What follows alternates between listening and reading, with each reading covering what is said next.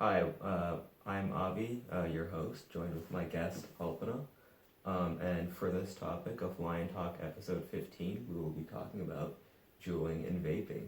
Now, Alpana, I know that you're a high schooler and that this issue is very relevant in high school, so I was wondering what your insight on this topic would be.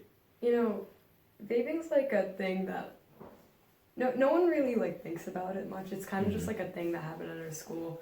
I know that administration's like trying to do things about it. I mean, we've had seminars about like, don't juul, don't vape. But it's not that effective. I mean, we've switched over to, they've made a crackdown on like having paper passes, which really isn't like doing that much. So I don't know. I mean, my big issue with vaping is that it's been around for a couple of years. Yeah. But this company, Juul, came around, and I think their innovation was that they started targeting kids. So even though they say that, oh, ours is for like adult use only, like the design of it is intentionally to resemble a USB stick so that your parents don't know that it's a vape that you're getting. Yeah, for sure. Because prior to the Juul, it was like these big, really like tank-like vapes where it was obvious that like you were smoking. Yeah. But vaping's very like, or at least juuling is very discreet in comparison. Yeah, for sure. I mean, like, it's not that uncommon. I know, especially for the boys, not necessarily for the girls' bathrooms, but I know that for the boys' bathrooms, a ton of my friends have been like, yeah, if you walk in there, it's not uncommon to see like 4 or 5 kids, juuling in there. So. I mean, what percentage of your high school you think juuls?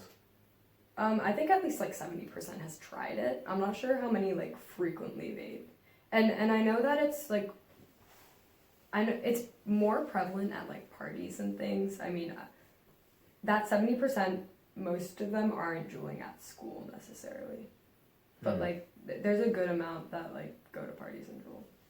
That's interesting. See, when I was in high school, it was never that big of a problem. Like, you'd have your occasional smokers or whatever, but it was very much like, not even in school you'd be able to do it. And it's not like uncommon to be offered either. I mean, like not even at school or like at parties or things. I mean, like I'm in speech and debate. I've been offered to juul at like speech and debate tournaments and stuff too. So it's like, it's really like, and no one really bats an eye at it either. You kind of just say no thanks, and no one really cares. But like, it's just something that's there. It's also very prevalent in college, which I'm sure is no surprise if it's prevalent in high school as well, where it's just like every football game I go to, I'm offered like a juul or whatever. Yeah. And basically any party, it's also a juul.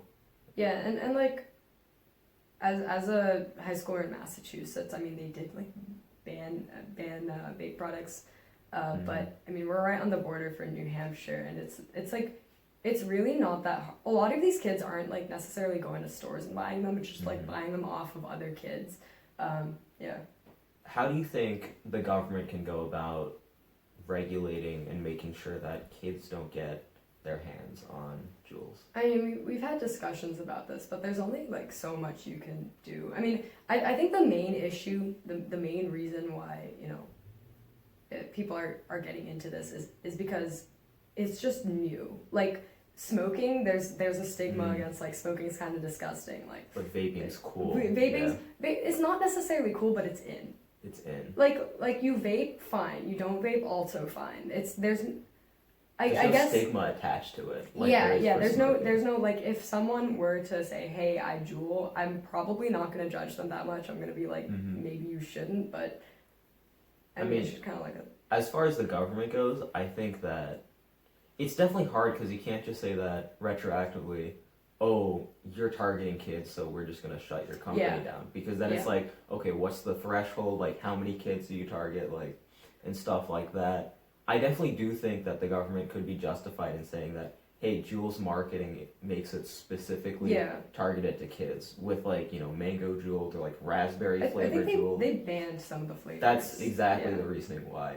Yeah. And like, I guess it's a step in the right direction. I mean, it's only going to do so much, but like it's a decent step in the right direction. I mean, I'm not really sure how effective like banning certain flavors is gonna be, but yeah, I think just like as time goes on and as it becomes more and more of an issue, like as time went on for smoking, we saw more links to cancer and stuff, and kids were, I mean, I think that's the issue. Like you have to yeah. wait 70 years until the research comes in to see like how bad juuling is. Which is tough.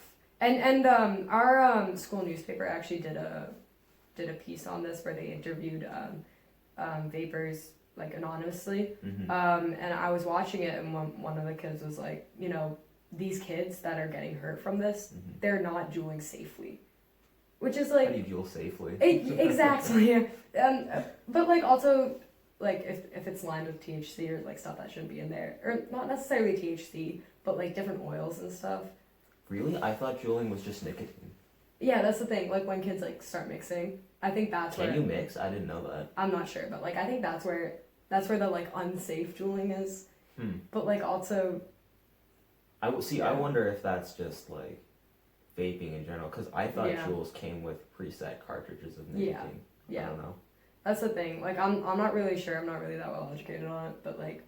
Yeah. I know that like for people who do like vape regularly, they're like, oh well, the kids getting hurt aren't doing it safely. Like I'm fine. Yeah. Like I'm not doing it overboard, but like that's still kind of like a false security almost. Like, oh, that's not me. That's not gonna happen to me. I think it's definitely something to think about. So thank you all for listening to Liontalk episode 15, and we'll see you next time.